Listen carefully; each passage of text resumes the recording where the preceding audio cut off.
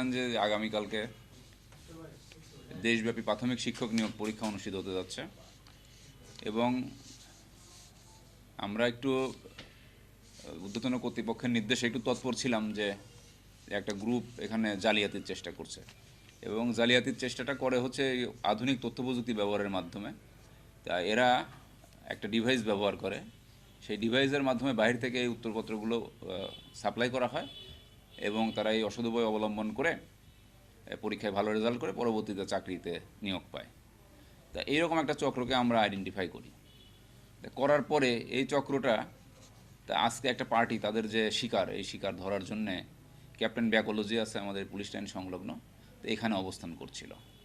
তা আমরা এটা জানতে পারি, আমরা ভেরিফাই করি, কনফার্ম হওয়ার পরে আমরা তাদেরকে চ্যালেঞ্জ করি, তাদের কাছে জিজ্ঞাসাবাদ করি। জিজ্ঞাসাবাদ করার পরে এবং তাদেরকে যে সার্চ করার পরে আমরা আমাদের যে তথ্য ছিল এই তথ্যের সত্যতা পাই এবং দেখা যায় যে ঠিকই তাদের কাছে এই ডিভাইসগুলো আছে। আপনারা দেখতে পাচ্ছেন এই ডিভাইসগুলো আমরা তাদের কাছ থেকে পাই এবং জিজ্ঞাসাবাদে তারা অকপটে স্বীকার করে যে এখানে তারা এই যে আগামীকালকে যে পরীক্ষাটা হতে যাচ্ছে এই পরীক্ষাকে কেন্দ্র করেই তারা এখানে সমবেত হয়েছিল। তো নতুন এবং ফিরে আসা গ্রাহকদের জন্য নগদে চলছে ক্যাশব্যাক সহ প্রতিদিন হাজারো উপহার জেতার সুযোগ। হবে আশা আর ফেরা, সারপ্রাইজ সেরা। এবং তাদের উদ্দেশ্য ছিল যে একটা পার্টি তাদের কাছে আসার কথা ছিল, তাদের সাথে একটা আর্থিক লেনদেনের মাধ্যমে এই ডিভাইসগুলো তাদেরকে দিয়ে দিত এবং পরবর্তীতে আগামীকালকে পরীক্ষার সময় এই মেকানিজমটা তারা করে এই পরীক্ষাটাকে ম্যানিপুলেট করতো। তা আমরা যে দুজনকে অ্যারেস্ট করেছি, দুজনের বাড়ি এই শহরে না, তাদের বাড়ি দুজনের বাড়ি মিঠাপুকুরে এবং এই উদ্দেশ্য নিয়েই তারা এসেছিল এবং আমরা তাদেরকে জিজ্ঞাসাবাদ অব্যাহত রেখেছি এবং তাদের কাছ থেকে আমরা গুরুত্বপূর্ণ সূত্র পাচ্ছি।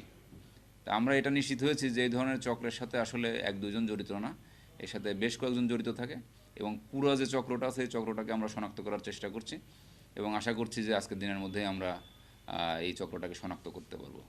তা আমরা পরীক্ষার্থীদের প্রতি একটা আহ্বান জানাই যে আপনারা এই ধরনের প্রতারণার ফাঁদে পা দিবেন না, দিলে কিন্তু আপনারা চাকরি তো হবেই না এবং বরঞ্চ আপনারা একটা ফৌজদারি মামলায় আগামী সারা জীবনের জন্য আপনারা অযোগ্য হয়ে যাবেন। এটা আমাদের মহানগর পুলিশের পক্ষ থেকে একটা আহ্বান থাকবে রংপুরবাসীর প্রতি। আর আমরা যাদেরকে অ্যারেস্ট করেছি সেই দুইজন হচ্ছেন গোলাম কিবরিয়া, তার পিতার নাম শরীফুল ইসলাম, আর আরেকজনের নাম হচ্ছে সুমন চন্দ্র, তার পিতার নাম গোপাল চন্দ্র এবং দুজনের বাড়ি একই এলাকায় কাকরিখাল, মিঠাপুকুরের কাকরিখাল এলাকায় দুজনের